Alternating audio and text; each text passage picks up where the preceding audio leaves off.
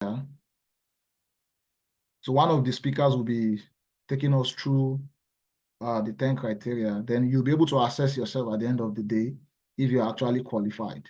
Then if you are not qualified, of course, this platform is meant to encourage you to build your profile, because in the last 3 months, we've had people that are saying, oh, they are not qualified to write EB-1. And now most of them are already writing their EB-1 because they've been able to build their profile over time. Then the next thing we'll be talking about today is how to gather our evidence, how to organize the evidence. Some of you have this evidence, you don't even know you have it. It is when you start to write that you start to dig deep. If you go back to your mail, search for congratulations, just search for congratulations. You see so many things that you have done in the past that you are not even aware of, that you cannot even remember. So we'll be teaching how to gather and organize your evidence for this petition. Then lastly, we'll be explaining how to write the petition. So most of us have the resources. We have, at least we meet more than 3 of the criteria, but yet we don't know how to go about writing the petition. So today we'll be explaining how to go about writing it. Another thing is most of us cannot afford the lawyer fee. Lawyer fee is, is a lot, right? So at the end of this this webinar, we should be able to write the petition ourselves. Yeah. So as a form of courtesy, please, if you have a question, I would like you to note down your question, right? So after the program, after the whole session, we'll be having about three sessions. So after the program, then we'll be attending to your questions.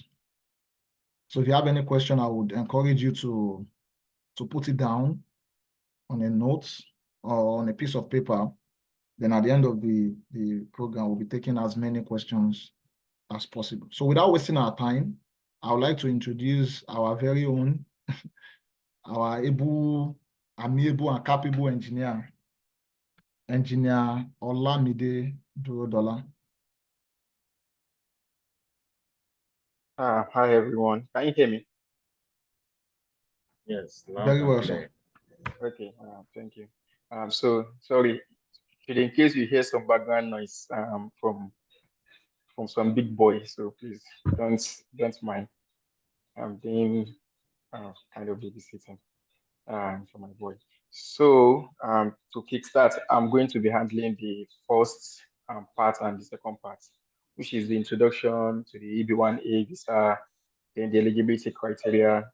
However, I wouldn't believe that majority of us here haven't actually read what's like probably haven't actually read the criteria, you haven't seen it, or probably some of us just seen it, see the post and like, okay, let me just join and see what is going on there. So just for the sake of people that doesn't really know anything about it, that are probably planning to apply for EB2, you know, that's why I'm going to talk about the introduction to the EB-1A visa. And also, at first, like that was last year, June, my EB2 petition was ready to go. So I think, sorry, May last year. So it was ready to go. I was just meant to submit it, waiting for my transcript. However, I was on the platform and I saw that someone got EB-1A and she put her profile out there. And I was like, what? So this person had this profile and this person put it out and they approve it. I think I have some stuff more than what this person had. And I converted my EB2 to EB-1. I submitted my EB2 and my EB-1 petition together the same day, right? And here we are. I already have my green card, and at least we have so many persons that have also been able to go that. So now, what's the advantage of the EB-1A, right? The advantage is that when you apply for EB-1A, you get your green card, like your permanent residence, very very quickly. Like I got mine in 3 months. And I have some persons that got their own within 52 days, less than 2 months. So what that means is that EB-1A is current and it's fast. So if you don't know what is current, we can probably discuss that during the question and answer period. So, but what you just have to have in mind is that you doing EB-1A is going to fast track your green card process. And for all the facilitators that we are having here today, all of them already have gone through this process. They have their green card. So who is qualified for EB-1A? And when you talk of who is qualified for EB-1A, and then it will go to eligibility criteria, as Engineer Aziz has already said initially that everyone qualifies for it. Yes, everyone qualifies for it. How? If you are able to build up a profile. And we have some persons that already have the profile built. They don't really have to build anything again. Just like me then, that I didn't really know that I was qualified. And it was after I just said that okay, someone applied. That was how I was able to put in the application. Now, very quickly for your eligibility criteria. When I applied for EB-1A then last year, I didn't really, there was no format to follow. There was nothing. So what I basically based my petition writing on was the USIS website, which is what I'm going to share.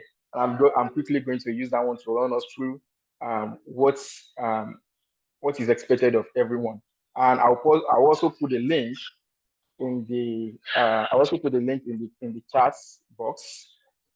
So sorry, engineer, allow me there. Yeah, please, I'm pleading. If your camera is not on, I would like you to turn it on, please. It's important. Thank you so much. Okay. So let me drop that link. So probably you might want to check through while I'm also projecting my screen, so you can copy that link. Okay. I believe you can all see my screen. So that's USCIS website straight away. No matter the expert that you went to meet and say, okay, this is how you write it, this is how you don't write it. Anything that you are actually writing and is out of what you see on this page, and don't fall for it. And also, USIS guys have even made this thing more better. Like all this explanation that they made under this list, it wasn't here as that when I applied. So I think they just updated it maybe around beginning of this year or so. So it wasn't here like this. So you already have everything to apply for it. Even though when you go to a lawyer and they will tell you that, oh, we can't take your case. They also told me that I wasn't qualified then too. But later on, I was able to do that. Now for the eligibility criteria, we have part A and we have part B. And the part A is sustained national. The part A is sustained national or international acclaim, and the part B. We have under part A we have 3, and the second one is continue to work in the area of your expertise, which is the same thing you will see in EB-2 NIW, that you are continuing to work in the field of your proposed in the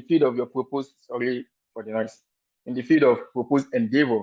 And also the third one is that entry to the US will substantially benefit the United States. So even though if you are applying for EB-1, that doesn't mean that you are not going to be proving that your coming here will be beneficiary to the United States. We have some persons that maybe when they were in Nigeria, you've been in a field initially, and you just try to move because things are really, really changing, and you feel like, oh, how do I do that? I believe our expert should be able to answer to those questions. So you must be able to tell USCIS officers that you coming to the United States will benefit the US. Now the second part, which is the part B, which is what everyone always talk about, which is like, oh, evidence of extraordinary ability. Now, when you talk of extraordinary ability, where does it come from? People always think like, oh, I'm not qualified. It's only meant for people that have received international award, people like Wole Soyinka, people like Messi and stuff like that. However, these guys have made it more easier. and they put out 10 criteria for you there. That okay, out of these 10 criteria, come on, just pick 3. Once you have 3, then you are good to go. And even though most of the time, when people write petition, they are still going to discuss that. People don't always include all these sustain national merit, continue to work in area of expertise, entry. So now some persons are getting out of it because of the part B. Because what people always only focus on part, just one of the parts, which is the criteria. They feel like once they meet the 3 criteria and that's it. No, you must be able to prove that in the field that you are that you are an expert in that field. And now, one of the mistakes, I should quickly chip in this, one of the mistakes that people always make is that when you're in the field of mechanical engineering, you can't just say, I'm in the field, my proposed endeavor is in the field of mechanical engineering. You understand? You must be able to, because why am I saying that is, field of mechanical engineering is already saturated. And we have guys that already, they've raised the standards already. So now when you are applying, you must be able to streamline it to your area of focus. Maybe like you are doing additive manufacturing, you are doing food preservation instead of you talking about engineering, you are doing pavement instead of you talking of civil engineering. You must be able to streamline it to that particular field. That, okay, I'm an expert in this field, so that when they are even checking it, maybe to like when they are relating it to others, it won't be as if it won't be as if you what's it called? It won't be as if you're actually being shortchanged because you are downward. Now, out of those 10 criteria, let me pick because I only have limited time. So now, before you move to the 10 criteria, however, you might probably have won an award like achievements. There is already stated here. If you check this part, saying this initial evidence must include evidence of a one-time achievement. For example, a majorly international recognized award, such as the Nobel Prize. However, if you don't have that, you must be able to meet at least 3 of the 10 criteria. So now, I believe that many persons might not meet that, and many persons might not meet that, and what people might probably meet is the 10 criteria, which are this one. The first one is receipt of lesser nationally or internationally recognized prizes or awards for excellence. I'm not going to read everything because of what I've already sent the link. Please copy the link. It's actually where they already put the example of qualifying awards you may use, consideration and everything, the number 2 up to 10. So depending on whichever you meet, you only need 3 out of this one. And once you meet the 3, then you are good to go. Then you can go to the final merits, right? So I will put a pause here and allow our other experts to come ahead. So I can turn to this guy. Thank you for having me. So I will post the link. I'll post the link again for the sake of those that are just joining, so you can just see what I'm trying to say. So thank you. Hey, why are you crying?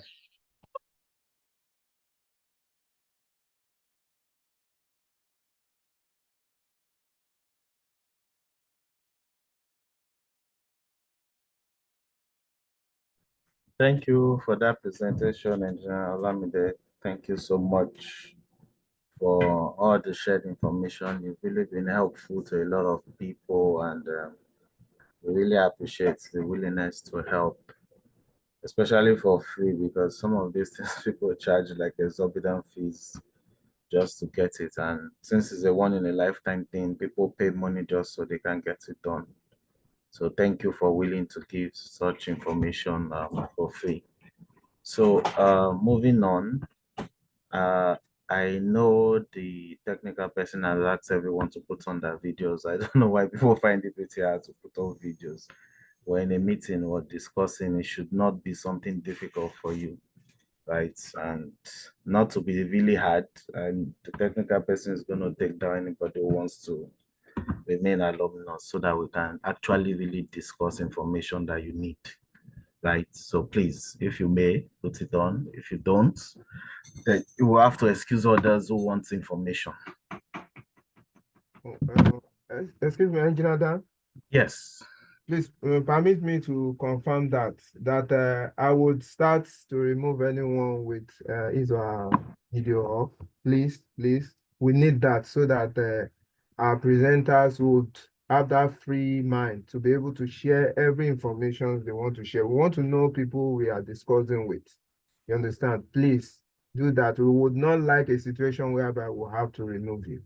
But any moment from now, I'll start removing people with their video off. Thank you, Engineer. Yeah, thank you so much. So once again, thank you all for joining. I believe there are a number of people here who already have their approval and a number of us who already have our green cards. So welcome, and the information you're seeking, I hope you get it, and the necessary push you want to start this process as well, you're gonna get it. So for my own end, what I would like to share is the area of accumulating the exhibits that you want. I might not be sharing my screen, so some of the poems that Engineer Olamide has explained, which I believe that most of us already know. Is there anyone among us in this meeting who does not know the 10 poems that is required for the EB1? Is there anyone? You can unmute yourself and just quickly let us know. You can wave as well, since you have a camera on, it's fine. Well, for me, Evelyn, I don't know anything about it. That's why I just got the information and I really want to know. Both EB1 or EB2, I really want to know. I really want the knowledge to know how to go about it. And from what he said maybe a graduate, or maybe people doing master in US. Is it only limited to people in US, or what of people in other countries? Can they also apply, or what? Oh, I yes. just don't have Yes. knowledge about it.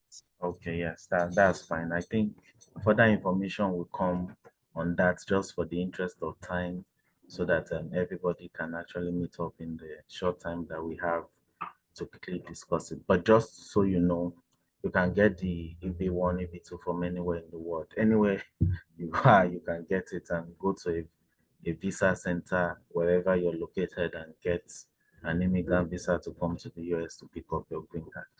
So that settles it.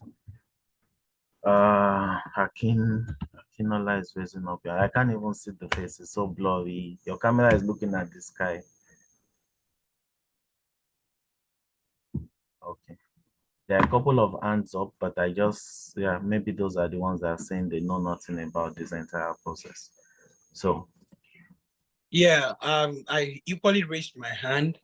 However, I know a little about EB2, but I don't know, because I was like, my assumption is, oh, it's not meant for me, because I feel like maybe I don't have all it takes. So, but I think it broke that stereotype. The first presenter broke that stereotype. Maybe he said anybody can do it as long as you can work on yourself. So I really want to know those areas that we need to improve on, and probably some other things that we need to do. okay, that's great. Thank you for the honesty. So Hello. yeah, we'll have room for questions. I just needed to quickly know those who needed to know, who actually don't really know anything about the criteria for the EB1. So there will be room for questions. Just for the interest of time, I would like to quickly proceed. All right. So just like what Evelyn said, for myself too, I know nothing about it. So I would like to know yeah, that's fine. That's okay. fine. Yeah, that's fine. So I have about 10 minutes, or just about 5 minutes to do this. So let me just quickly share what Olamide shared with you guys and everyone, so you can see. Can you actually see my screen? Yes. Okay. So this is Yes. okay. So these are some of the criteria that the Engineer Olamide talked about, the first presenter, right? So we have the criteria for lesser national, international awards of excellence. You would read all of this on your own personal time. Just for interest of time, I will quickly move quickly. You have membership of association in your field. which are classified that requires outstanding requirements of their members. Then you publish materials in major trade publications or media outlets in your field. Then you have like you've been a panel or you've been a judge, maybe reviewed a journal, done some of other science fairs, judge poster, become like what do they have on this conference? A section chair and some of those things. Then original and scholastic at work, right? Of major significance of your field. This is another criteria. The details of all of these are itemized below, which will be shared with you in future slides or future presenters that will come after myself. So these are all that there is, right? So with this in mind, what do you do? So the first thing, you need to know where you are, right? So when you look at these criteria, right, you need to take a note of the ones that you currently have, right? If you have a research that is of major significance, probably sponsored by NASA, sponsored by NSF, sponsored by NHI, sponsored by the big shoes, then your research is of significance. You need to know where you are. Do you have awards? I'm not talking about best poster award. That you can add for volume, but those don't necessarily count significantly. I'm talking of internationally recognized awards, right?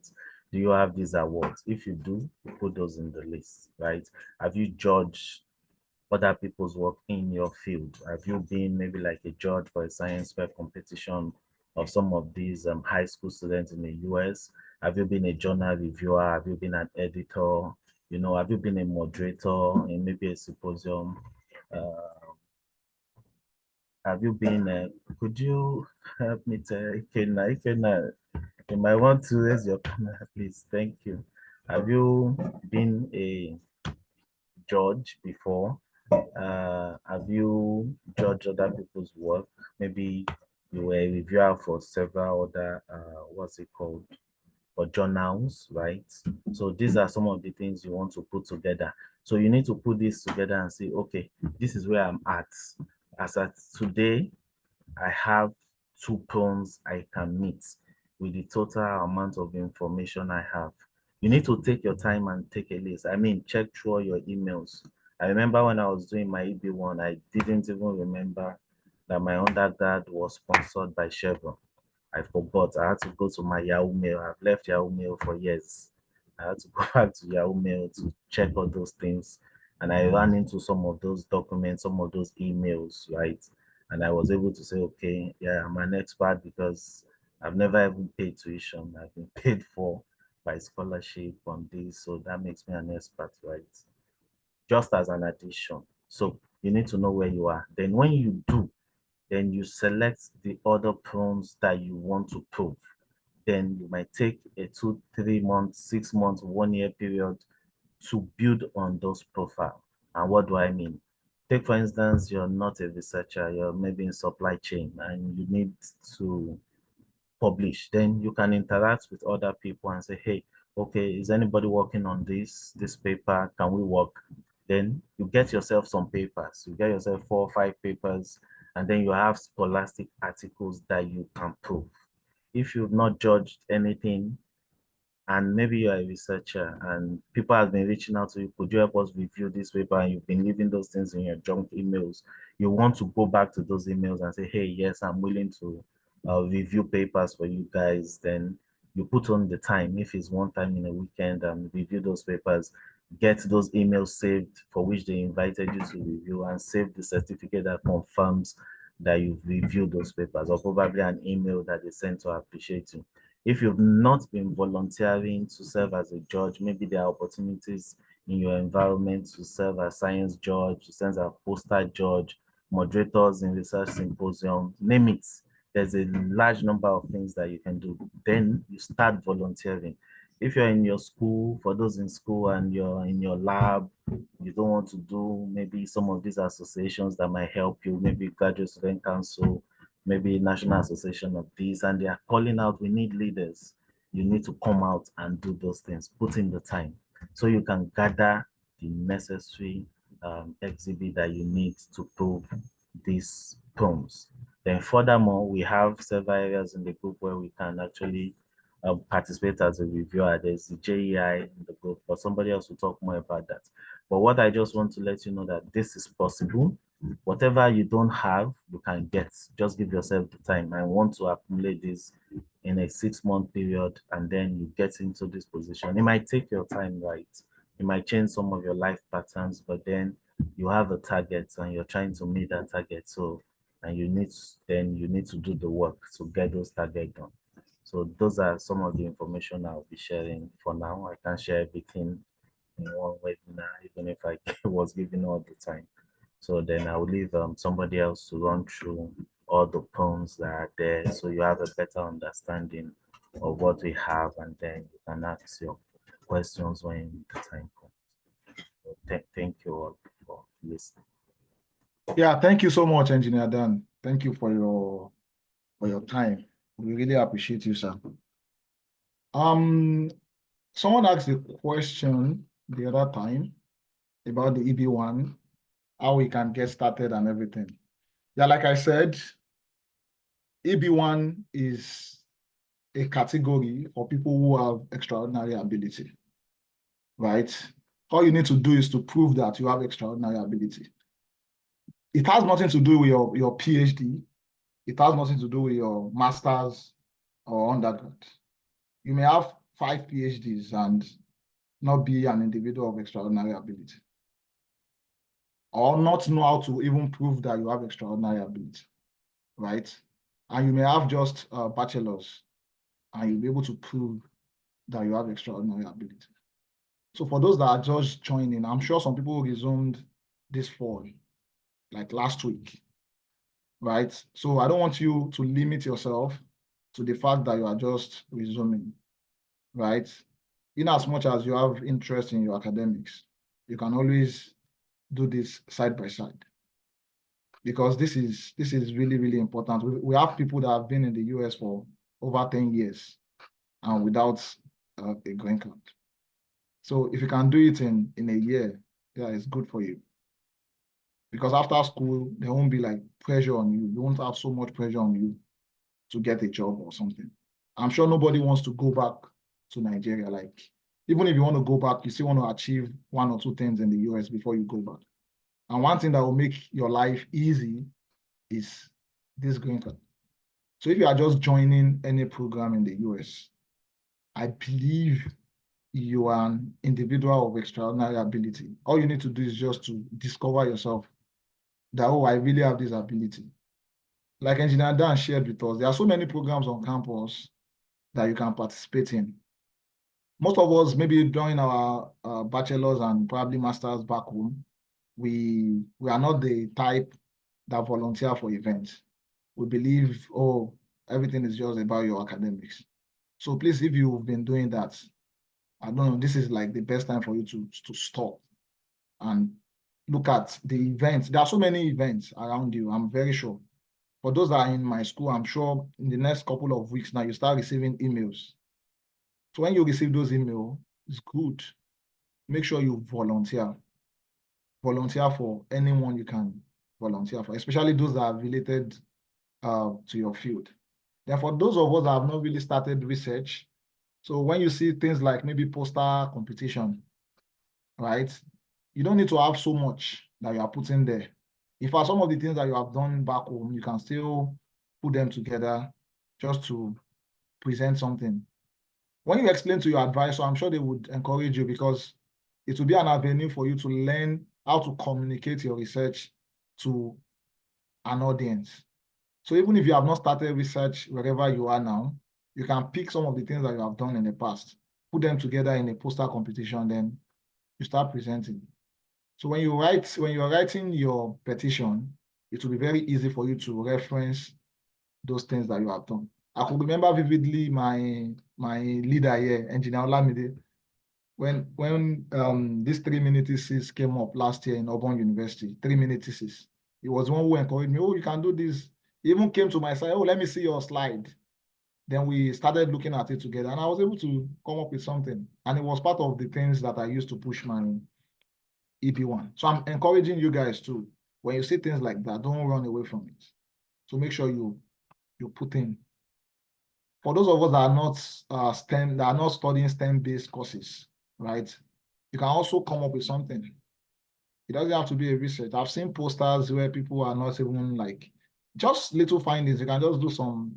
You are communicating knowledge, like whatever knowledge that you have, you want to communicate to people. You can just come up with something that you can present to an audience. So don't limit yourself to the fact that it's not STEM-based. One advantage that EB1 will give you over EB2, if it is not STEM, it is always very difficult to prove your proposed endeavor. But for EB1, what you are claiming is that you are an individual of extraordinary ability. Is either you have it or you don't have it. And the fact that you don't have it now does not mean that you cannot have it.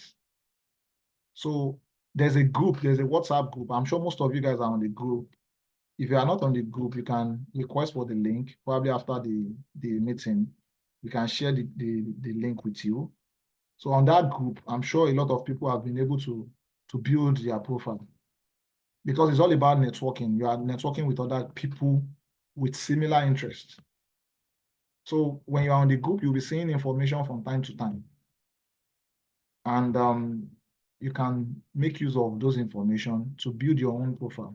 And in a couple of months or something, you can start writing.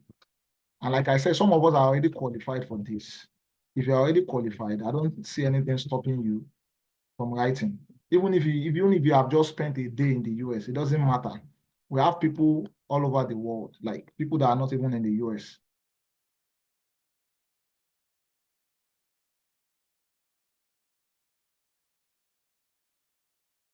Dr. Aziz, you're muted.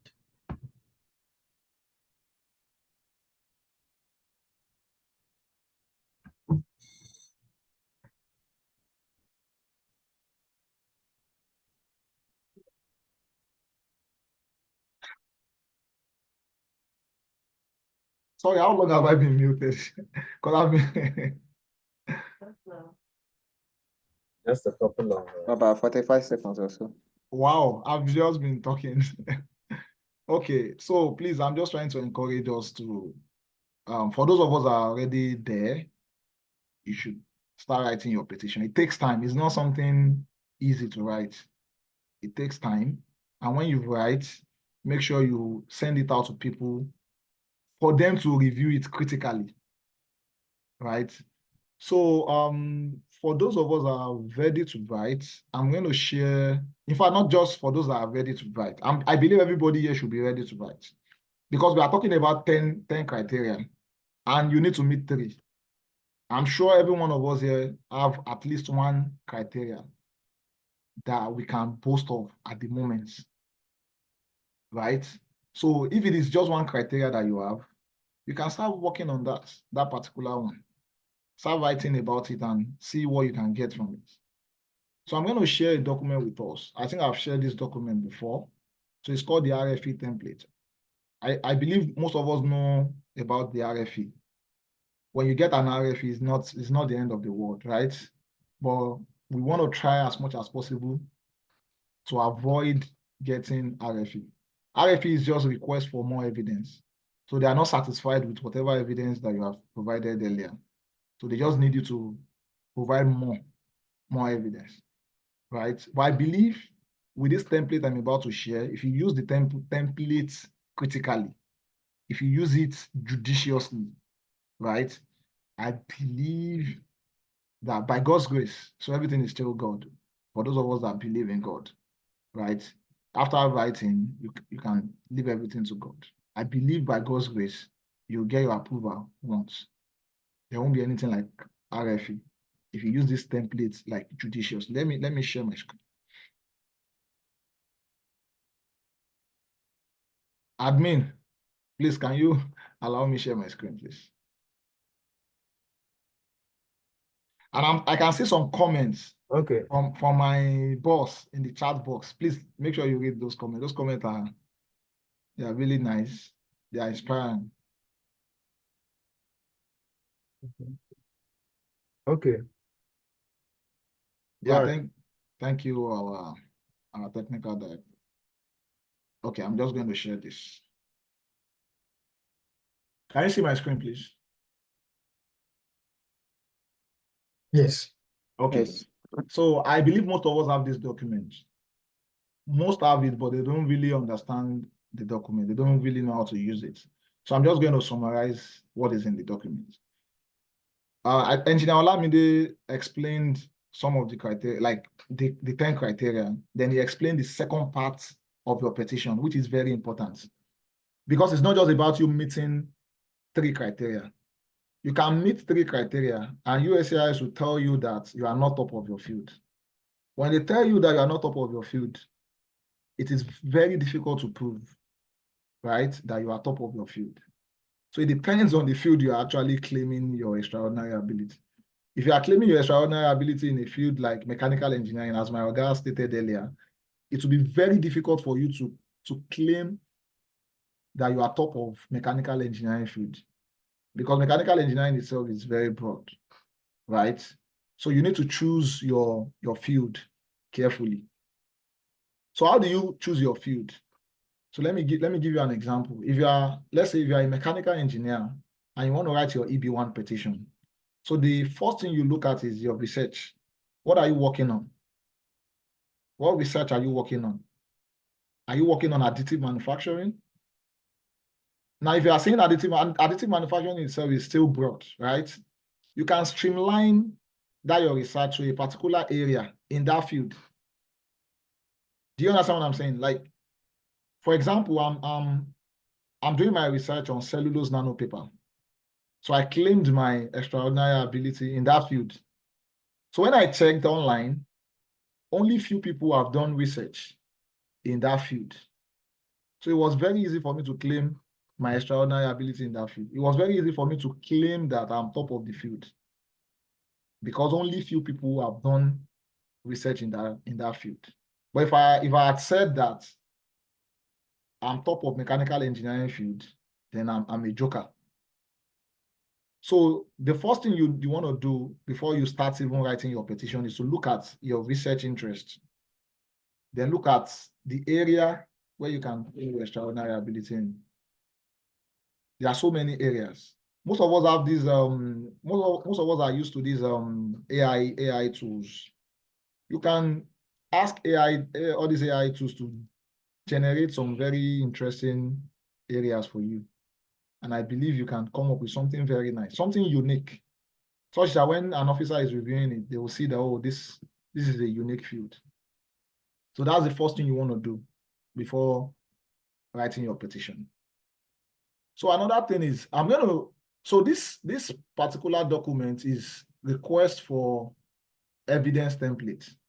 So whenever an USCIS officer go through your work, go through your petition, so if they are not satisfied, the comments you get from them are from this template.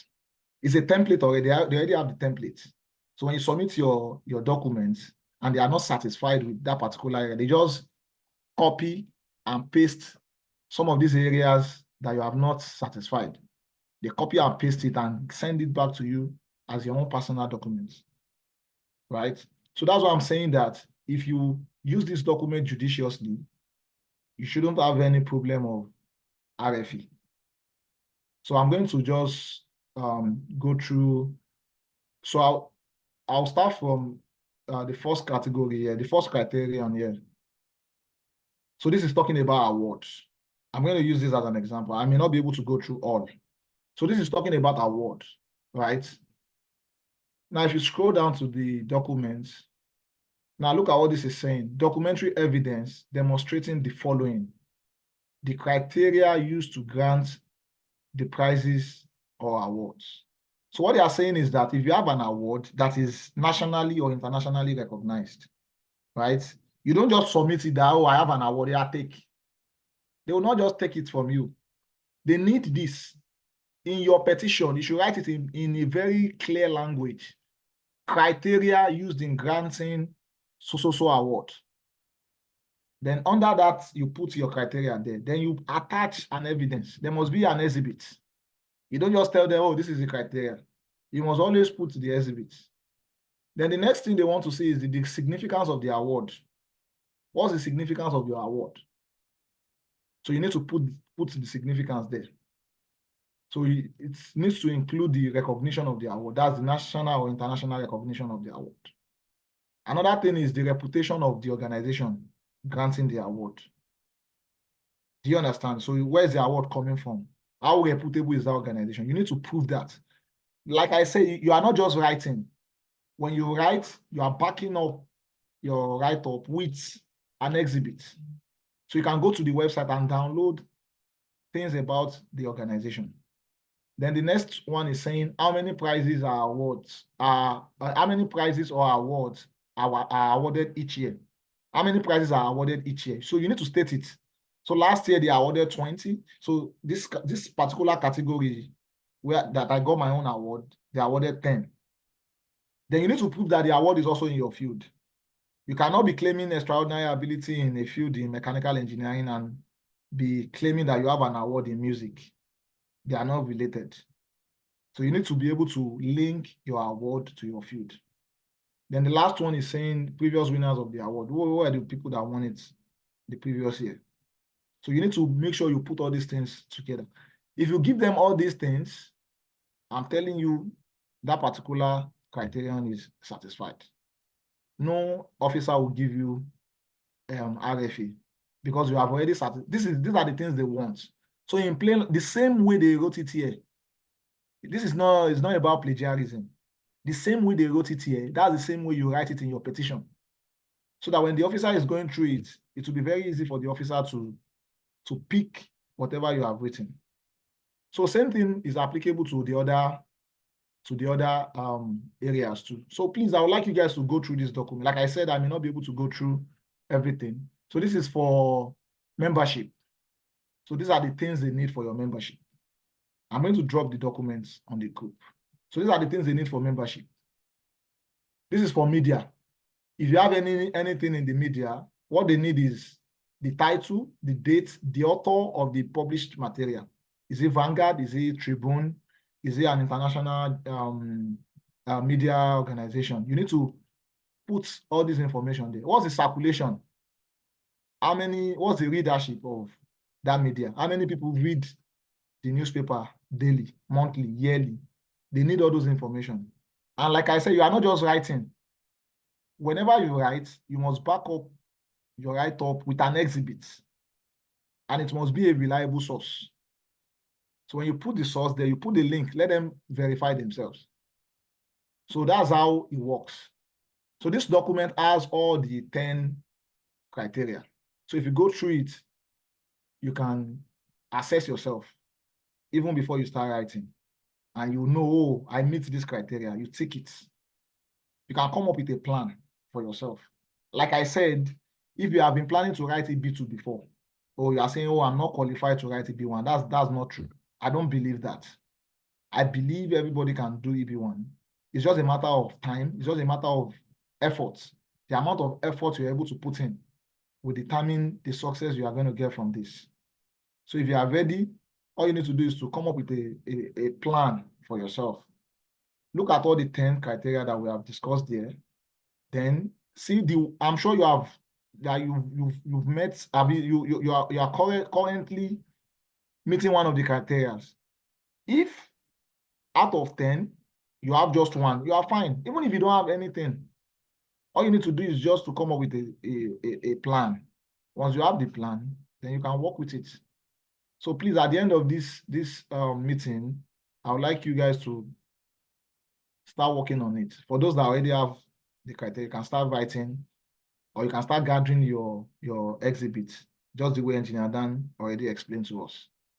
Yeah. So I think that's all. So please, if you are not on the group, can you signify? Let me know so let me see if we can quickly put the group link here. Yeah, we already have the group link on the chat. Okay, the group link is already on the chat. Okay, thank you. Yeah. Okay. So please don't be discouraged.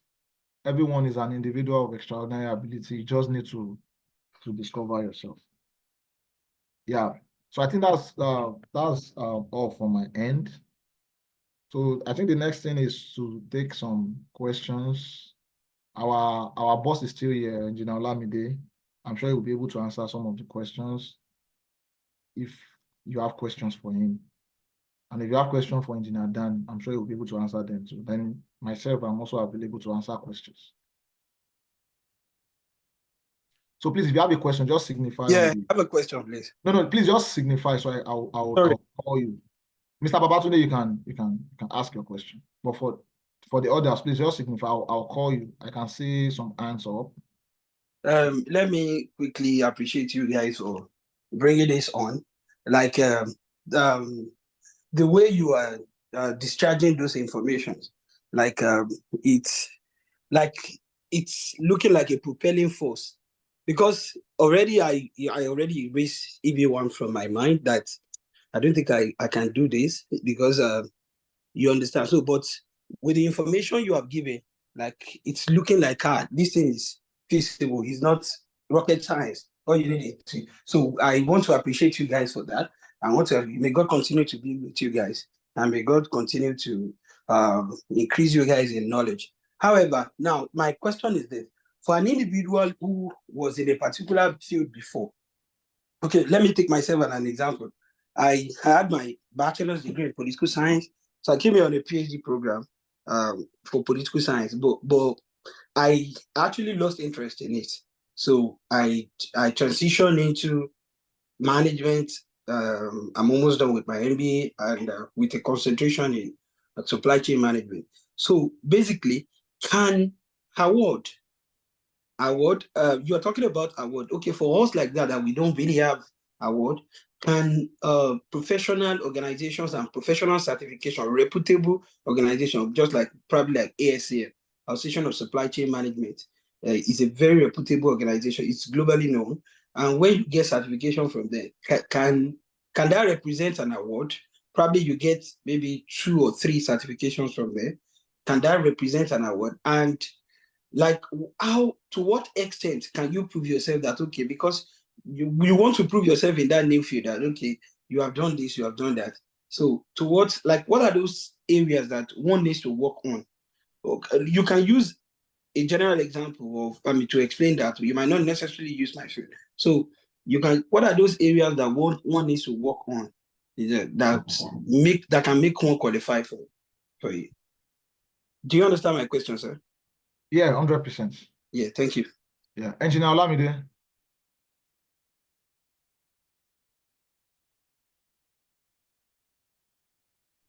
Yes, Wakoli, you're done. Okay, do you want to answer the question or should I? I didn't actually get it. I didn't actually get the question. Okay, let me answer it. Okay. Yeah, thank you so much for that question. I'm sure a lot of people are in your shoes. A lot of people, because I've interacted with a lot of people, right? If you said you studied political science, now you are in management, right? If you have transitioned, right, it is not something difficult to write, right? All you need to do is to find a way of linking what you have done in the past to what you are doing presently. That's just what you need to do. I'm sure there's always a link. I'm sure there's always a link. So if you're able to do that, then before you start writing, you can assess yourself carefully. In terms of extraordinary ability, in terms of the 10 criteria, do you see yourself getting the petition approved with the previous thing that you have done or the current thing that you are doing? So that's a sincere question you need to ask yourself. Now, if you're able to answer that question, then you can go on with your petition. However, you still need to find a linkage. Do you get that? Because I'm sure you must have done some things in the past, right? And you don't want to just lose them. You still want to reference them. So that's the major reason why you need to link them together in order to write your petition. So if you'll be focusing on the current one or the previous one, then there won't be any problem with that. So your second question is about the certificates, right? Certificates is not necessarily an award. if you look at the criteria for awards from the RFE template I shared earlier, right, they stated it clearly there that the award has to be like a national or international award in your field, right? When you get a certificate, Mr. Babatunde, did you get a certificate for participating in a program, or you got a certificate for winning a challenge or like a competition? Which one? No, it's I'm talking about a certification. You go through a rigorous process of writing exam, studying and writing the exam. After that, Okay. then let me give an example of one certificate. Mr. Babatunde, I think Aziz understand, just for the interest of time. Certification like PMI, we know. Yes. Certification So like that's not an award, right? But that is useful under membership. You can put that under membership, but that's not an award, right? So I do encourage people to don't weigh down any kind of award that you have at the moment. Don't trash it. All you need to do is just to look at all the awards that you have. Then you can arrange them from the strongest to the weakest. Then try as much as possible to follow the RFE template and write about the award. So don't trash any kind of, even if it is assistantship, you will still put it there. But you are not putting it first. Because you want to create a very good impression that, oh, you are an individual of extraordinary ability. So you don't want to put your assistantship first. If you have like a state recognized award, you put it. For those of us that won Agbami scholarship, NMPC scholarship during our undergrad, those are good awards that you can put there. But when you are writing, you just want to avoid that you're a student. You can let them know that, oh, you got the award because you are doing some research in the field of whatever field that whatever course that you studied in school. So you just want to avoid talking about being a student. You want to focus more on the organization that gave you the award. You want to focus more on why you were given the award. You don't want to talk about the award serving as maybe what's it called? A kind of support for your education. That's not what you want to do. So yeah, like I said, any kind of award you have, just arrange them from strongest to weakest. Then it may fly. Okay, Mr. Rahim Adewale. Yes, can you hear me clearly? Yeah, sure. Yeah, it's just when the first speaker was explaining the criteria, he sort of just brushed through it. He didn't really explain like what they mean, like in layman language. He just sort of brushed through. So do you guys have any like template or any document that like thoroughly explains each criteria so we understand like what it is? Okay. Because like I briefly read through it and there are like questions in my mind, like what does this mean? What does that mean? Mr. Ryan, okay, I think sorry, Mr. Aziz, let me answer that question. Yeah, that's fine. The link I shared on the platform, were you able to open it, please? Yes. The first link, do you see the examples in those links?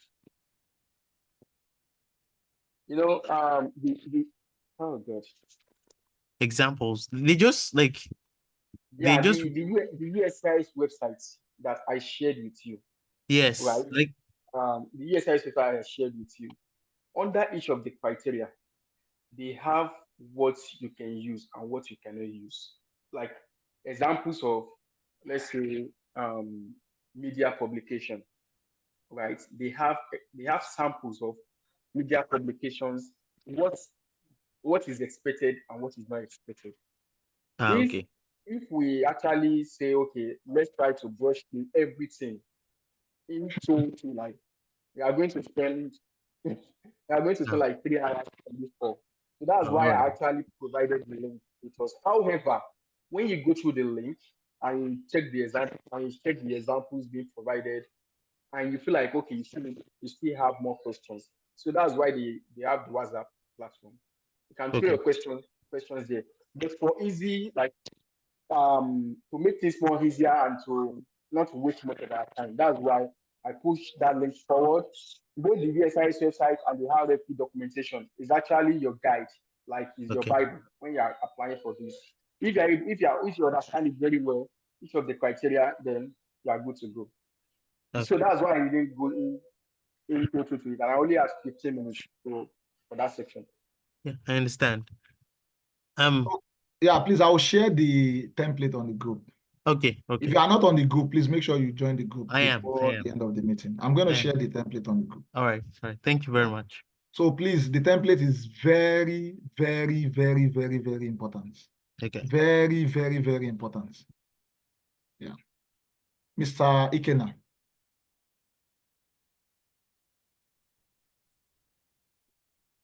Okay. Ikena.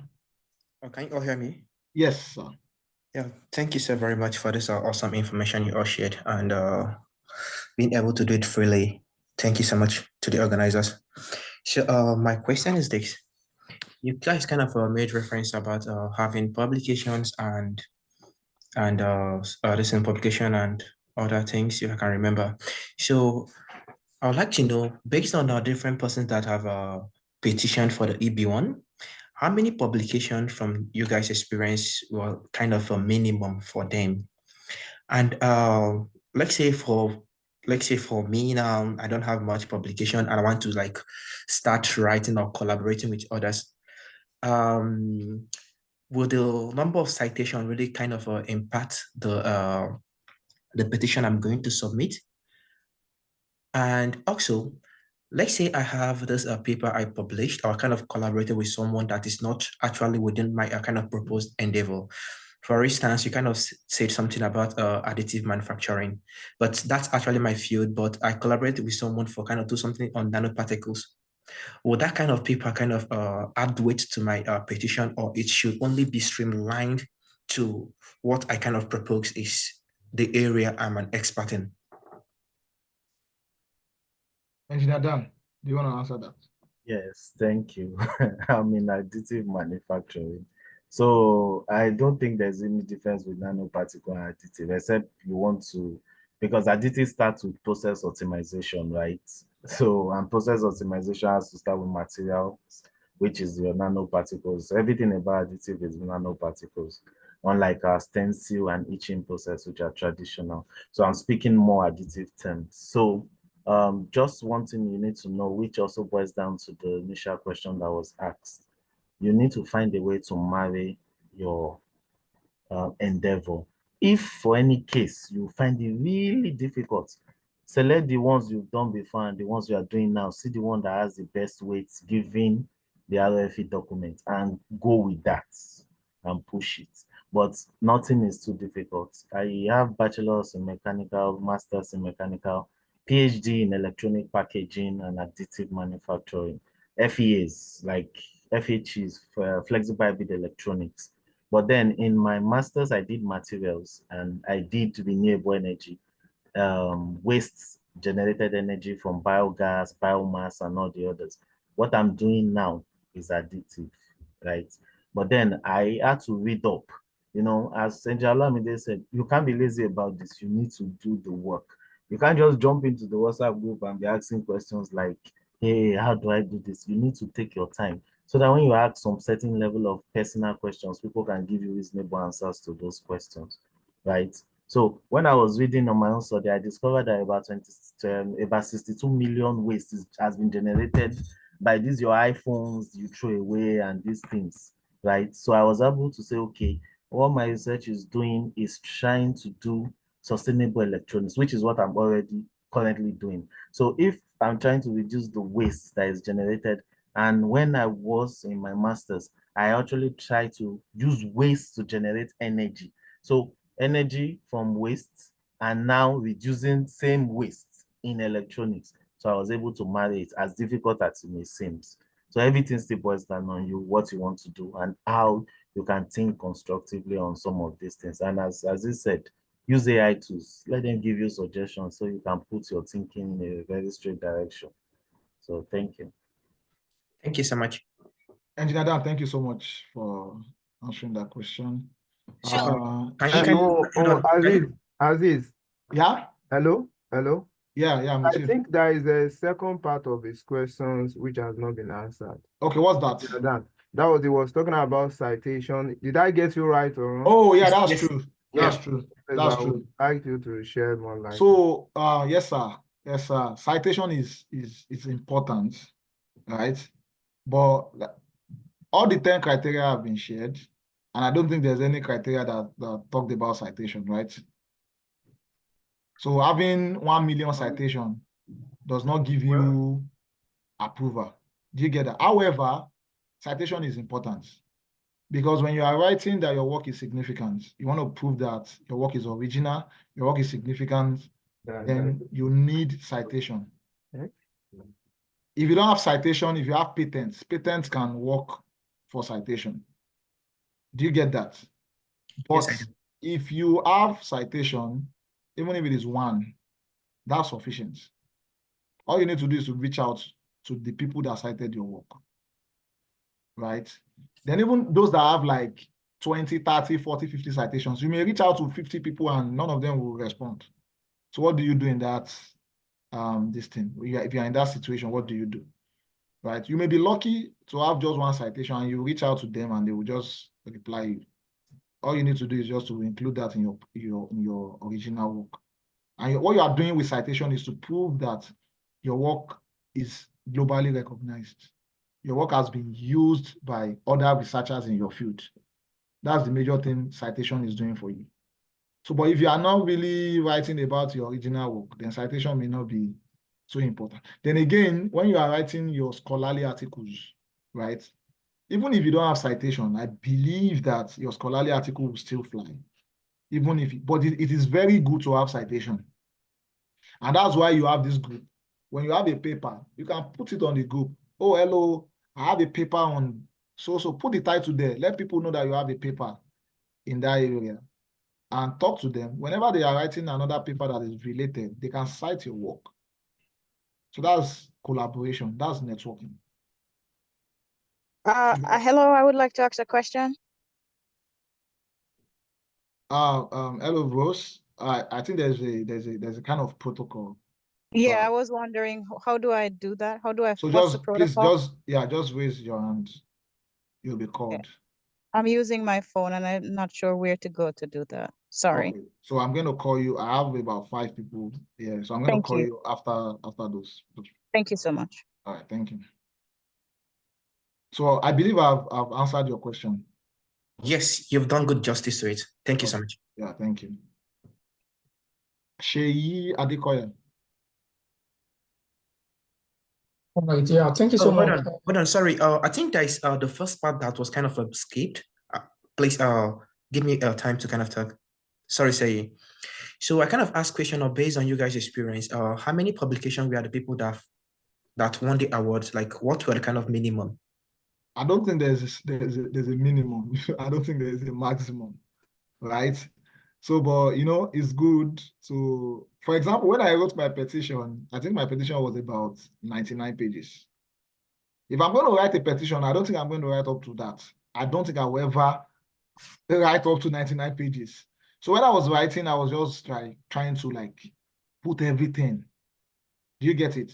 So if you have 10 publications, it's fine. If you have 20, if you have 50, good. If you have 2, you are good. But if you have the power to get, like you have the capacity to get more than 2 petitions, or more than 2 publications, why not put it? But if it is just 2 that you have, so that should not limit you. You have two publications already, then I believe you are good to go. If you look at the RFE template, I don't think there's any part where they mentioned that you must have 10 or 50 publications. No. So, but if you have so many publications, it's good to put everything. But if it is just 2 or 3 or 4 or 5 that you have, then you are good. I think when I did mine, I had just 6 publications then. So I used 6. And I've seen someone that used 3. I've seen someone that used 2. And they all got approved. And I've seen someone that used 50.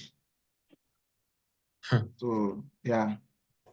So it's possible. And I've seen somebody that used 200 that they denied as well. And they denied, yeah. So It's about how you write it. And the USCIS is not a straightforward something. Like, just use the template. This is what they are using. Use it. They say they need A, give them A. If you don't give them that A, they will give you a fee to give them. They will ask for it, right? So that's just it. And they are not. They have their own way of doing things. They are not like a one straight line kind of thing. So they might treat one person this way, treat another person this way. That's why you want to stay with what they use, right? Right. Mr. A can get it with 2, and another person will review Mr. B and he has 100, and they might not give him based on the way he wrote it, which is not really clear as to what they are demanding from the person, right? It's not enough to have many publications. How do you marry them and show that those publications really makes you an expert, right? So that's it. Engineer Dan, thank you for Thank you so that much. for that input. That's very, very important. So it's not just about the number of publications, it's about how you're able to convince the officer. And that's why you have the template.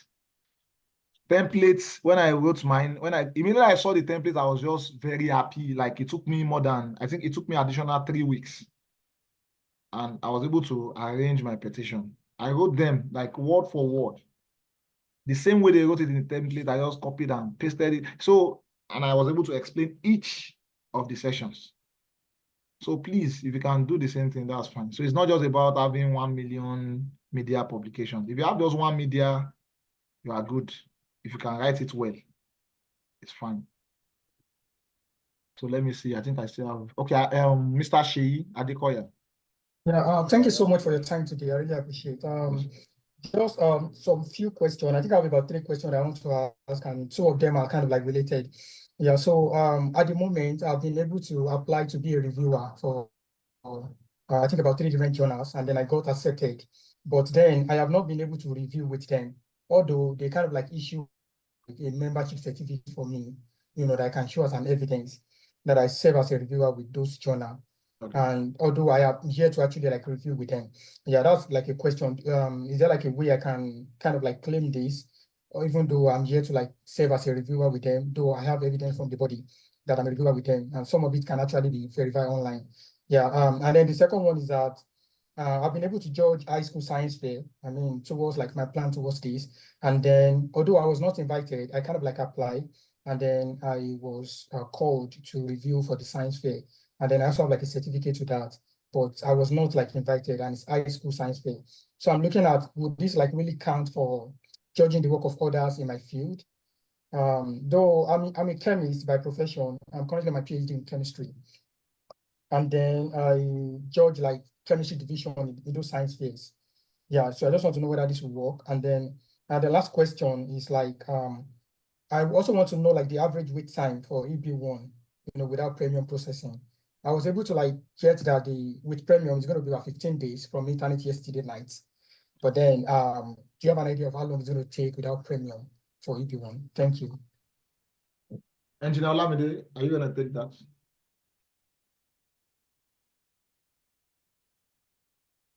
Okay. Okay, I think Engineer Olamide is okay. Yeah, your question is pretty straightforward. For judge work of others, you need just few things. Number one, you need an email, an invitation email, right? So when we say invitation email, for those that did not really apply, at one point or the other during the process, right? I'm sure you must have received an email stating that, oh, you have been selected to judge at this fair or something, right? Even if it is like a group email, there are some emails where they will send to just everybody that participated in that event. That still counts. As far as you can see your own email, as far as your name is there, it will still count. Do you get that? Then another thing that you need is a certificate that showed that you actually participated in that event or in that review. So those are the 2 major things that you need. Aside that, you also need to prove that the work that was reviewed is in your field. Alignment of whatever research with my field, you need to put it there. So that when they go through it, it will be very easy for them to know that, oh, whatever you have reviewed is in your field. So you need to add that to that part of your judge work of orders. So those are the three things that you need. Email, invitation email, certificate of review. Then you need to prove that the work is in your field. How do you prove that the work is in your field? Like you said, there's a science fair and you judge the chemistry aspect of it. Fine. I'm sure most of the science fair too, they have like you can have what's it called, access to their abstracts. Well, I'm sure I did some science fair judge too. I'm sure you would have access to the abstracts. So you can download those abstracts and include that in your petition as exhibit, just to show that they're actually in your field. And for those that are reviewed for journals, you can look for the abstract or the published article. You may be lucky that the article that you reviewed has been published. Then all you need to do is to look for the article, download it, and add it as an exhibit. Yeah, for the one that you have not done, it may be difficult to prove it, right? But I had a particular one before my submission. I was thinking the event would come before my submission, but I had to submit. So, but I was already accepted to participate as a reviewer. But before my submission, I had not reviewed any article. So I included it in my petition. Active participation, something like that. You can look for something very nice for it. So that's something that will show that you are actively participating as a reviewer. Do you get it? Then you can put that organization there. So that's another thing that you can do. Yeah. Yeah. Yeah. So yeah. Sorry, before you go, I'm sorry I couldn't provide an answer to that question. I think Engineer already understand the what's going on. Also, regarding what the answers you provided, someone is trying to ask a kind of a follow-up question, like if the acknowledgement of the judge work was sent as a thank you email instead of a certificate. Yes, most of these guys will not provide you with certificates, right? However, you must be able to, the thank you message, the thank you should not be generic. It should not be like, dear, what's it called? Dear Judge, thank you for reviewing, we appreciate you. No, dear Judge will not really work. Well, so what you can probably do is send them a message back again, asking them to give you like probably a letter or attestation letter that you actually judge. You understand? The reason why I say that is I have someone that got an RFE because of that. And when we check the documentation that was submitted, because judge work of orders and article publication are one of those criteria that are very, very easy to get. And when you now see that someone got RFE because of that, then you'll be wondering. So we notice that inside the RFE, inside the documentation that the person submitted, the name of the person was not included in the email. The email of the person was not included. So it was just like all these blind copy message email that they sent to everyone. So you must actually try to avoid that. Send them an email. If your name is being mentioned, dear Chukuma, dear Chidoze, thank you for hey, those ones will fly. You understand? So your name must be mentioned. And if your name is not mentioned, reach out to them to give you an attestation. So that's it. Engineer Olamide, thank you so much for that clarification. Thank you so much. Thank you, Engineer Olamide. And just to quickly add this, as Engineer Olamide said, don't be scared to ask. We are in the US. If they need you to do again, they will give you. Ask. Yeah, thank you. Fumi.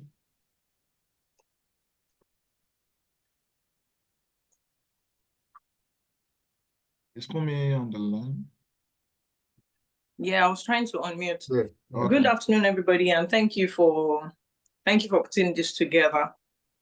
So it's quite a funny question. I want to ask if you have, say you have 2 qualifications in one of the criteria and you don't meet all the other, let's say out of 3 out of 10, let's say you have multiple qualifications in one of the criteria and you're unable to meet the other ones, what do you do? And then is it like for each of the criteria, can you submit multiple multiple evidences, or I can't find the right word to use now for each of the criteria? That's just the question I want to ask. The other one is about the citations and things, and you've already answered that. Thank you very much. Okay, let me answer that. Let me take that. Oh, engineer, I just want for me to put it into context now. Can you be specific? So say you have 2-3 awards. Okay. That's one. You have you've judged 1, 2, 3, 4, 5, 10 papers, but you are unable to sufficiently prove the other ones. Now, can all the multiple ones in those 2 areas suffice for the rest? And then the second question is still related to this. To respond to each of the criteria, do you put all your 17 awards that you've gotten just to prove that you have criteria number 1? Do you put everything there, or you just look for the best out of each of the criteria to put? I hope I'm understood. Yeah, sure. Engineer, allow me there. Okay, so in your home context, hold on for me. In your home context, when you are submitting documentation evidences, any evidences that you can't prove, please don't submit. Like any criteria that you don't have an evidence for, please don't submit, because EB-1 is actually evidence. And once you don't have that document or that evidence, then don't submit that. It's not compulsory you put all the 17 or all the 5 awards. You understand? If it's just 3 that you know that is well solid, pick those 3 and let the rest be. Do you understand? And yeah, I think I believe I'm able to answer your question. And also, if you feel like out of the 10 criteria, you didn't meet up to 3, you already have your answer. They needed 3, at least 3, for you to be able to get it. So, and some 3s that are very easy to prove. I should just be open to you.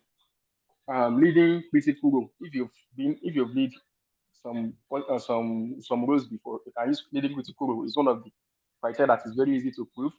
Judge the work of others is another one. Publication is another one. Media article is another one. So those one, I think I've mentioned 4 or 5. So if you're able to write just use 5 alone, then you are good to go.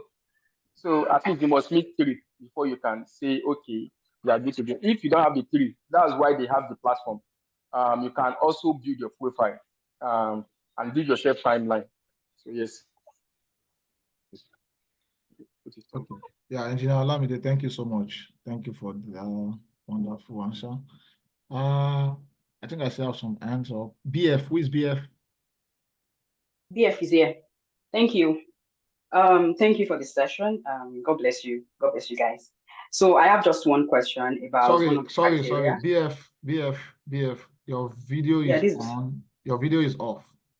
Yes. I know Aziz, she sent me a message, and I think she briefly on her video. Okay. Then later she went off it. Yeah. Yeah. Thank you. All right. So yeah, like I was saying, I have one question about one of the criteria. I think the higher salary criterion. So my question is how high should the salary be? Is 10% enough? Is 10% difference enough, or from your experience, like how high should it be? When you say 10%, what are you relating? What are you relating it to? No, so for example, now if my current salary is 10% more than the average that I can get in my field and within my location, does that suffice? Okay. Engineer Dan, do you want to answer that question? Yes, thank you so much. I know that's your field. Yeah, isolated. Those are some of the pretty easy other areas to prove. You don't need to die so much, unlike researchers who are doing significance.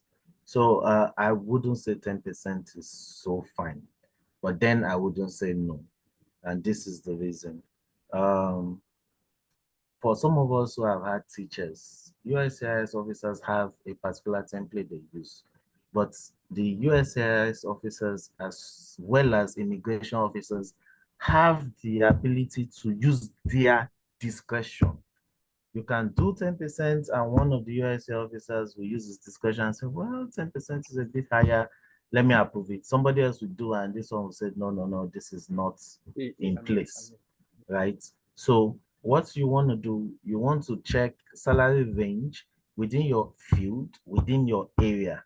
Like maybe you're working in a bank in Nigeria, or you're working for NHS in the UK, and you are this. Maybe you are associate also level 2. How much are they paying level 2? You need to show them. They will not go online to check. It's whatever you provide. And if it's not sufficient as to how the what's it called, the RFE template has requested for those information, it will not work. But please don't try to remove too much things from it. But whatever you have, give them, let them decide, right? But try to write it as well as it is. 10% might not fly, but you need to try to do something really higher, right? To show that, okay, I'm paid this above. Yes. Yes. Hey, hello, So let me, hello, Trexie. Elinja Olamide. We are with you. Oh, so sorry. I know you have to jija bobo. So BF, I don't know what BF is. I'm sorry. Yeah, BF is Busola. Okay, so another thing you need to put into consideration when you are writing iSalary is your tax documents. That's very, very important. Do you have the tax documents? If you don't have it, you can always get your tax documents before you submit your petition. You must include that as an exhibit. Because even if you earn iSalary and you don't pay tax, then they won't term it as iSalary. So from your tax, they can also deduce if your salary is high or not. Oh, so my payslip can suffice for that. Payslip is fine, but tax document is very important. It's very, very important. Yeah. Thank you. Okay. Adeni Abolade.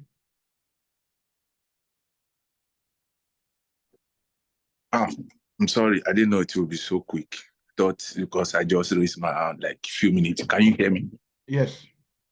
Okay, yeah. Quick question. Thank you very much for doing this. Thank all you guys. So it's really impactful. So the question is, currently I'm a PhD student in US, mathematics and statistics. I got my master's here too. The same field, and bachelor's in engineering, the same field. So my question now is, actually I've been planning to write EB2, but I haven't done that. But now I'm changing my mind to EB-1. So those things that you guys explained actually make sense to me. My question is, I've done like 2 internships in US, done one in 2022 for applied materials in California. I did another one again this year for a pharmaceutical company. So my concentration in my PhD is biostatistics. So the question is, how can I include this internship stuff with it, and how can I link it up? And can it be useful? Thank you. Engineer Dan.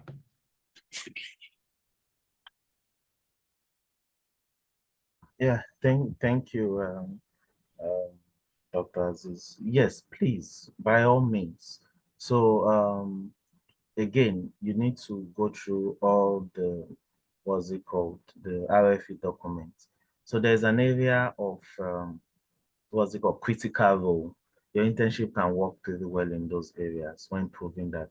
I, for one, I had like 12 years experience as a engineering and as a mechanical engineer in one of the big refineries in Nigeria, right? So that 12 years worked well. I collected a letter from the GM.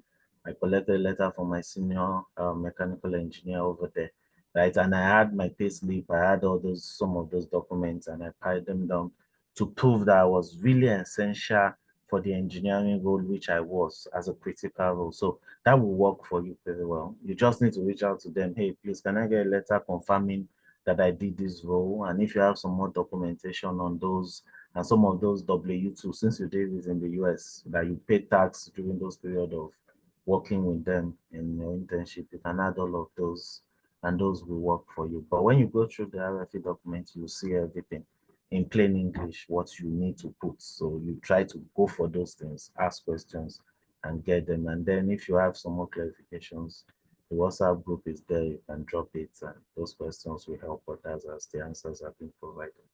Thank you. Yeah, thank you. We still have so many questions. The plan was to spend about an hour. I think we spent more than an hour, 30 minutes. But yeah, I'm just going to take like, okay, I think we have like 2 more people. Can I suggest that the people who have questions, let them just drop all the questions at a time so that we can save time. So Amara Easy. Sorry to bother you, but remember I've been waiting for a while. Yeah, I know. Question. Yeah. I'm taking Amara Eze, Rose, and Sikiru. I think Mr. Akinola, I think you already asked your question, right? That was another question, though. Yes. Hello. Good evening, all. Yeah, good evening. So first, I want to thank the organizers of this program for organizing this. I really appreciate that. So there are a lot of things to learn from this place. So my question is, for the awards, can one use an award as best graduating student? Can one use it? Is it relevant? And also graduate teaching assistantship award, is it relevant? And secondly, for critical role, though I heard one of you talking about the critical role stuff, like when you go for internships. But in my case, I don't know if I will call it an internship, but it's a kind of summer program that I went for, and I was kind of a teaching assistantship there. So I wanted to ask if like that will suffice also as a critical role. And also being a vice president when I was an undergraduate, being a vice president of my organization, will that suffice as a leading critical role also? So that's my question. Do you understand the question? Yeah, sure. So awards like best graduating students, they are not major awards. They are not international awards. Okay. Right. So however, if you have other awards like maybe one of your research awards, like maybe a state or maybe all these Alabama EBSCO or those in Alabama, if you are in any other states, okay, they have all this GRSP award, Graduate Research Scholar Program Award, things like that, NSF award, things like that. So those ones would work. If you have like all this PTDF scholarship, maybe back from Nigeria, like Agbami, Scholar Chevron, all those ones, you can prove those ones as national award. Okay. So best graduate student, you can always include it in your petition, right? Okay. But it's not a major award that you want to like paste your petition. Do you get it? Yes. But you can always include it in your petition. Okay. So for critical role, well, internship, if you even go for an internship, it depends on your position during the internship. It depends on the organization where you are doing the internship. Is the organization of a very good reputation? How big is the organization? That's one question you want to ask yourself. Okay. So another thing you want to ask yourself is, so I saw one RFE recently. The person is one top guy in that company. The company is a reputable company. But they told the person in the RFE that it didn't state if the company has won an award in the past or not. So those are the things you want to add to the reputation of the company. Or so company is #1 in so industry in so year. You want to put all those things. So if the company is of a very good reputation and they've won awards, that's very good. So another thing you want to consider is your own position. Is your position a leading role? Can you really call yourself a leader in that organization? If yes, then you are good. If you are the vice president of an association, that's a leading role. Association that has, let's say, can prove that the association has like 5,000, 10,000 individuals, right? So what you want to do in that particular, with that your vice presidency, is to link it to your field. If you are the vice president of an association that is not even related to your field, it will not work. It will not count. So the association has to be related to your field. So that's when they will pick that role for you as a critical role. Yeah. All right, thank you. Yeah. Okay, Mr. Sikiru Bayo Abdulkarim. Then I'll take Rose, and I think that will be the. Okay, Mr. Akinola, you said you have a question. Can you drop your question in the chat box? I've already dropped it. Maybe I should just say it quickly. It's just one question though. All right, so thank you very much for this particular webinar. It has been very helpful. So my question is for those of us who do not have such kind of award you've mentioned, you've been mentioning since, like we've been working as, we have been working in the IT field, and though we have some like MCT, like Microsoft Certified Partner, something like that. So, though you say that could be something like, because you were talking about somebody that maybe the person can categorize that under award or something, under certificate, or under, what do you call it, the other time? Membership. Yeah, membership. So I don't know. So what do we do in our own case, So for those in the IT, right, you can prove that your work is original. It's very easy to prove. If you are in the IT, I'm sure you must have developed maybe an app for a particular company, right? That's like an original work that you have done yourself, right? All you need to do is to prove that that work is original. Who are the people using the app? How many subscribers? So those are the things that you want to prove. So you can easily show that your work is original. When they ask you how many people have used your work, it's very easy to prove. The company you actually worked for, like you can get letter from them and all those things. You can get letter from the partnering companies and all those things. So that would give what's it called? That would give your award, your original work. That will give it a very good shape, right? So you don't necessarily need to prove an award. Award is just 1 of 10, right? So if you know you don't have an award, you don't need to stress on it. Like my Oga said, Engineer Olamide, there are so many things that are easy to meet. Judge work of others, publications, media. Those ones are very easy. You don't have to prove award. If you don't have an award, you don't be discouraged. Look at other areas that are very easy for you to prove. So sorry, lastly, what about our thesis that we did in our masters? Is it published? Is it published in a journal? If it is not published, then it's just like a normal write-up. If it is published, then so you can categorize it under scholarly. Oh, well, thank you. Okay, let me come into that. For your thesis, it's very easy to publish your thesis. I think there is someone here, I can refer you to that person. You just send the thesis to them and they can help you to put the write-up. You can check for the participant name, Edu Samuel. So, he has a company that does that. However, for publication as well, if you have some class work that you did, that you actually try to make some research and you do some findings, it's very easy for you to also push that out. You don't necessarily have to push it in the journal. You can just open a research gate, push it on research. Push it on research gate, and when you push it to research gate, generate a DOI for it. And once you generate a DOI for it, it will start getting some citations, getting some readings and stuff like that. What's so funny is that on my research gate, profile, there's a particular project, class project I did, and I just push it out, then give it a good name. That was after the class, anyways, and before you know it, that particular project generated more reads than most of the publication that I even have. So, you can also do that, just like I should keep in that. So that's how you can maneuver that situation.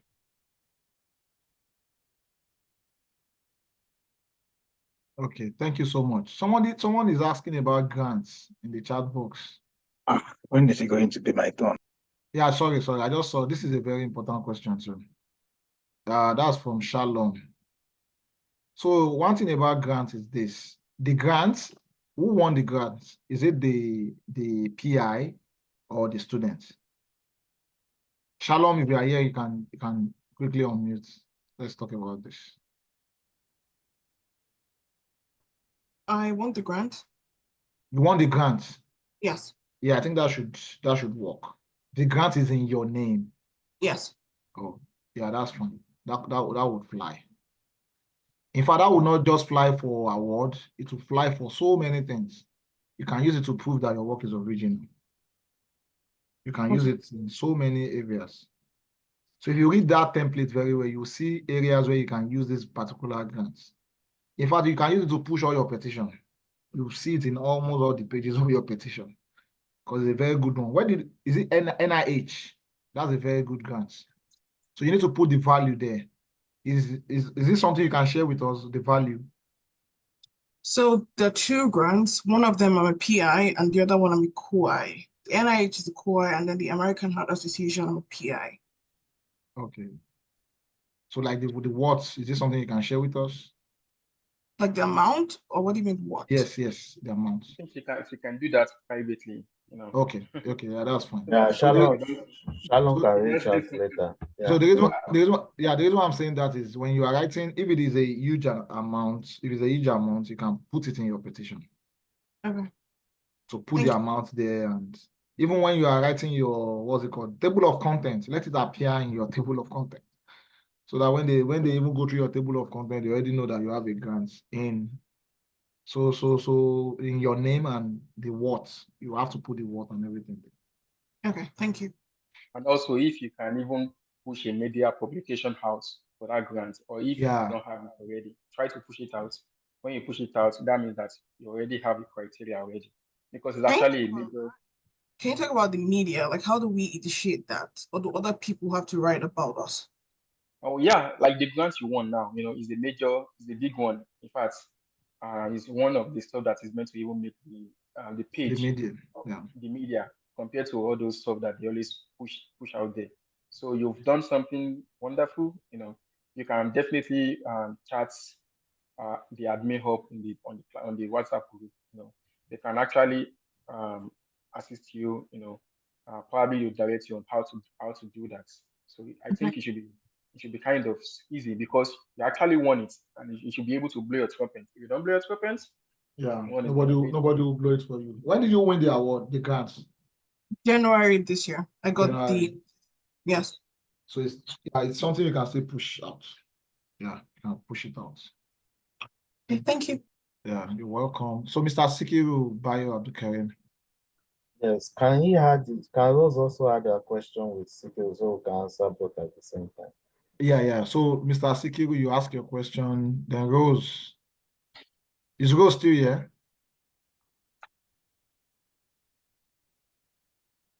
Okay, just let me go ahead, please. Okay. Okay, let me start on the existing protocol. Thank you for what you have been doing for us. I personally really appreciate it. So I won't waste more time on that. So my question is going to be questions on what you have actually answered. The number one is this. On grants, I have been opportune to work in some grants, but I wasn't the recipient of it. However, I work with NCDC before coming to America. I was involved in a couple of projects that's worth of millions of dollars. But I have a letter from NCDC showcasing that I was part of the people that executed the project. I don't know if that can be used. That is one. Number two, on the issue of citation people, when you're talking about people that cited your work, the question is that do I really need to, for what reason do I need those people? Well, I'm sorry, why do I need to contact people that have cited my work? Maybe on ResearchGate or Google Scholar, why do I need to contact them? And number three is that on payslip and tax forms, some of us that wants to use evidence of high salary, you agree with me that let me say that I don't have access to some of all this information in Nigeria about my tax, but I know that my payslip, it is written on my payslip how much I pay for tax in each month. Isn't that enough for the tax information that you talked about? Thank you very much. Okay. So I'll answer the tax, then I'll leave the other parts for my organ. So it is very good to include your tax documents, right? However, if you don't have it, your payslip will still fly. But if you can reach out to the people it's Nigeria now, you can always get anything you want. You get the point. You may have to pay some money to get it, but if you can actually reach out to them to get it, I think that would be very, very nice. Yeah. And also to buttress that point, it depends on the states that you are. If you are in, let's say, you are in Lagos, you are in Ogun State, or you are in Abuja, I know those states, they always have like a kind of a tax, like a centralized this thing. Like I've seen some persons, that apply for this EB-1 and they were able to get this documentation. I don't know if they were able to get it, but they were able to log in online, put in their tax details, and they're able to download that. Also, to make another question you asked is the aspect of citation. The citations only matters when you are proving original work, right? When you are proving original work, is one of the things that you use to show. By the time you go to the documentation that is being shared, you understand more why it is needed. It will be an expert comments, that people people in your field have used your work, the work that you did. So that is it's just like attesting to your work, like, your work assisted us in developing a new COVID-19, blah, blah, blah, blah stuff. You understand? So that's why the citation is needed. However, if you're not proving original work, citations is not needed. And it's not compulsory you prove original work. The next one is, he said the grant that was collected was not in your name, but you got a letter that that you work on the project. That is not going to suffice for the award. The only thing that is going to suffice for the award, the letter, in fact, it can even be like just 5 lines. I've seen a letter of someone in one school in Abuja. The person applied for EB-2, and what the lawyer asked the person to get is just to send like a kind of like 5 lines, like the PI, the person that the name appears on the grant stuff, to attest that this person was part of those that received the grant, but the name was not included because of this and this and that. However, due to the fact that his name is not included on the grants doesn't mean that he's not part of it. He's part of those that has the grants. So with that, that aspect of the grant was able to fly for that person. If you're able to get that, that can fly. But if you are not able to get that, the letter you got for the project, you can use this for critical role, not for award. Thank you so much. Thank you. Yeah, lastly.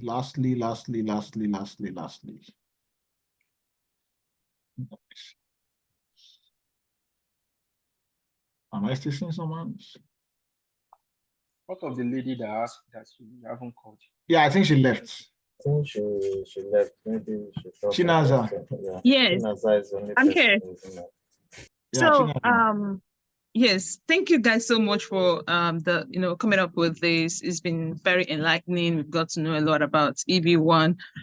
However, I'm just wondering because there has always been this sort of preference for people in STEM as against people in arts, languages and all that. So I am studying French at Purdue, and most of the the awards I got them from Purdue. I'm a Ross Fellow, and I've also bagged about 3 more awards, but they're all coming from my school. And I remember one of you saying that you shouldn't just make it very obvious that most of those things are coming from your school, your university, and I am wondering how best this can be navigated. And then for publication, okay, something one can always work on actually. Most of the challenges, we are having, I'm just in my 2nd year, is that most of us are not yet able to arrive at choosing the right area that we want to specialize in. And I think to an extent, that also, impacts the kind of petition one is, trying to make, and also the kind of publication one needs to have to kind of support, the petition. So I don't know how best you can really explain this to me. It's a bit, I don't know. I want to just know how best to go about all of this. Thank you.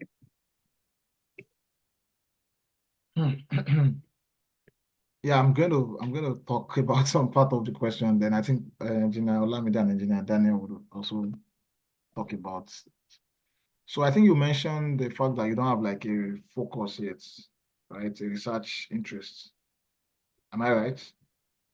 Yeah, it's not so specific. Like, literature is broad. Let's say you're going into Francophone literature. What aspect of Francophone literature? Which theory are you working on? But I know to a very large extent I have a sort of a keen interest in feminism, and at the moment I'm taking courses on eugenics. So I'm going to merge the two, and I'm also going to come out with a minor in women and gender studies. So everything is actually centered on women, right? It's not like I know where I'm going to, but just to say this exact thing is what I'm doing, I've not been able to do that yet, but it's still centered on feminism, right? Okay, so let me help you with this.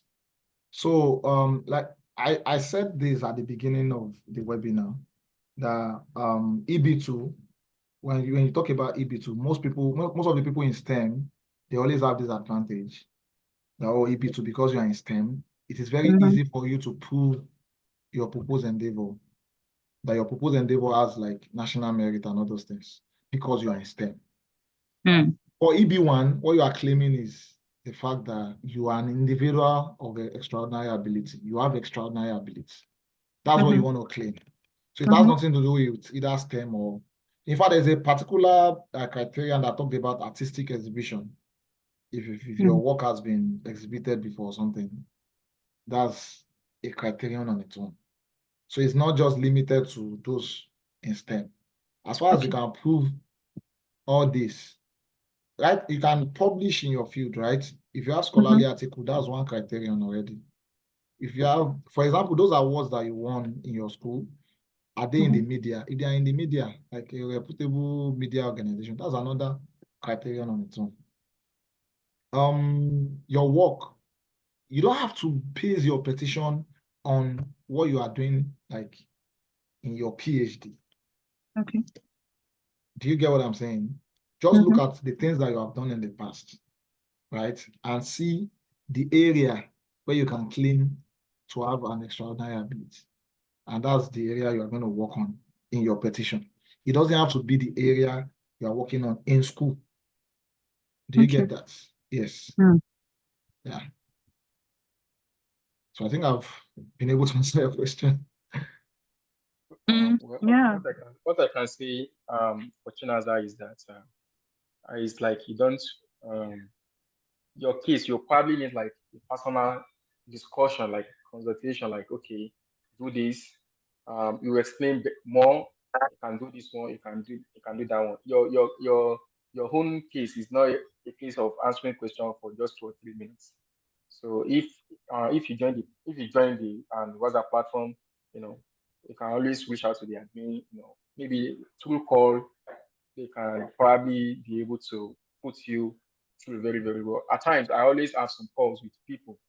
They don't really have their stuff all together. But with the call, very, very, very, very, very easy.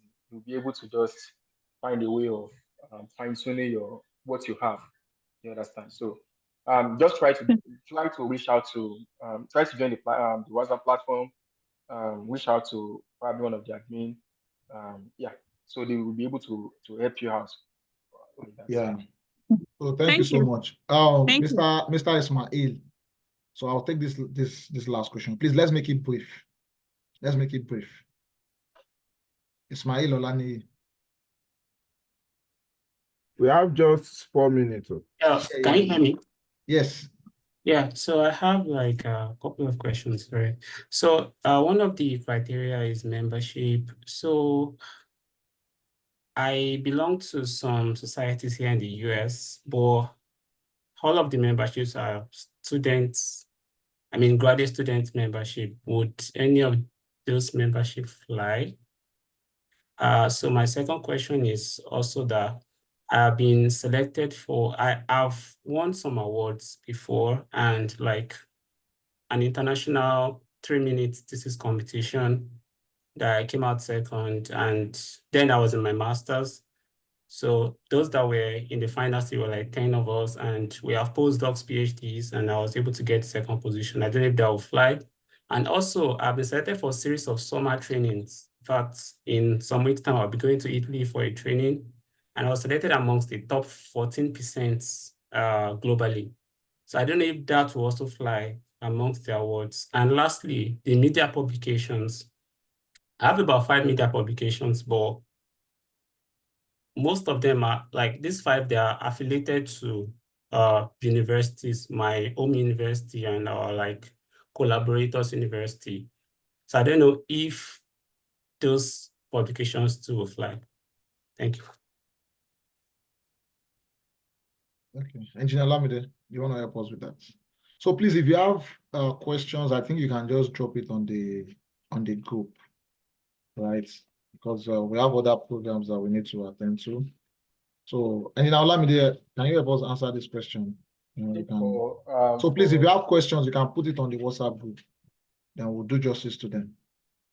I think for Ismail, your case is actually very, very good. You know, that aspect of you being selected, among the 14%, going to Italy, I'm very sure that it's not just restricted to people probably in the US or in some part of the country or part of the world. It's actually bringing different people together, and that's what that award section is meant for. So now, you being able to prove that okay, and when I say you being able to prove that, it's not about writing. Anyone can write. What we are looking at, or what we are talking about, is you being able to provide an evidence that 14% were the only set of guys that were selected. They might have it on their website being published, and also if they don't have it on the website, you can also push it out yourself. At least you have the fact that. So definitely you can use that that award. I'm not sure I remember the second question. Yeah, membership. Membership. Student membership. When you talk of membership, membership is actually one of the criteria that I'm not sure I've seen someone that got it. And why do I say that is this? When we say someone gets membership or someone gets award or someone gets this, the reason why we always know is because if those persons got RFE, we know that, okay, they pick membership for this person. They pick this same person. Oh, okay, this is what you submitted. Definitely this one is very easy. That's why we said some parts are easy. But for membership, see, I've known like up to 30 or 40% that got EB-1. I've not seen that membership.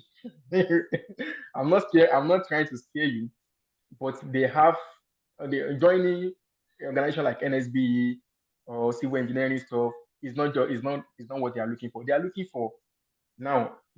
Sorry, very quickly. Let me demystify that. Membership, they are looking at, okay, you didn't just pay to join the membership.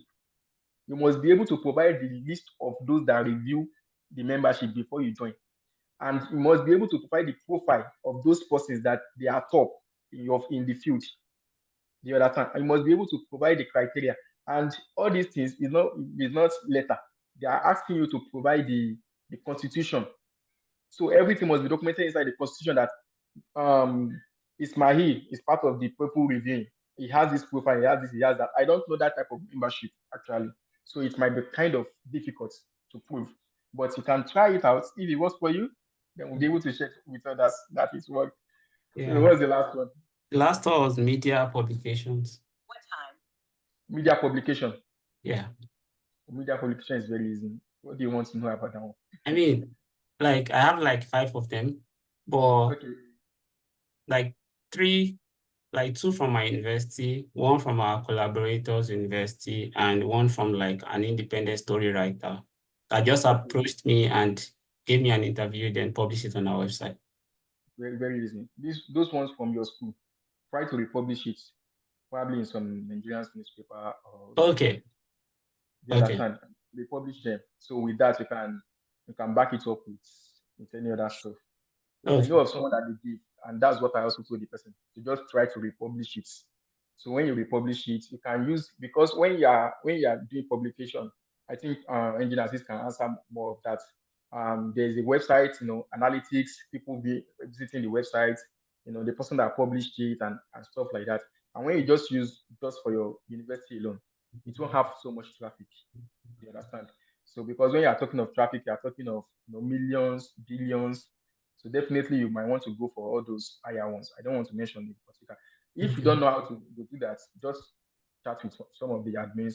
They can direct you, and you'll be able to get it. Yeah, thank you.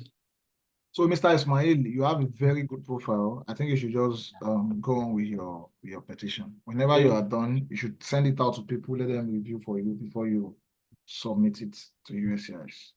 Thank you. I wish you the best. Thank you. So yeah, thank you so much, everyone. I think with this, we've come to the end of today's webinar. So I want to use this medium to appreciate our presenters, Engineer Olamide, Engineer Daniel, then our technical director, Engineer Musa Fatai. I want to appreciate you guys for bringing up this. And I want to appreciate every one of you for joining too. So I wish you guys success in your endeavors. So thank you and have a wonderful evening. Thank you. Ask the question. No. Thank you. Thank you.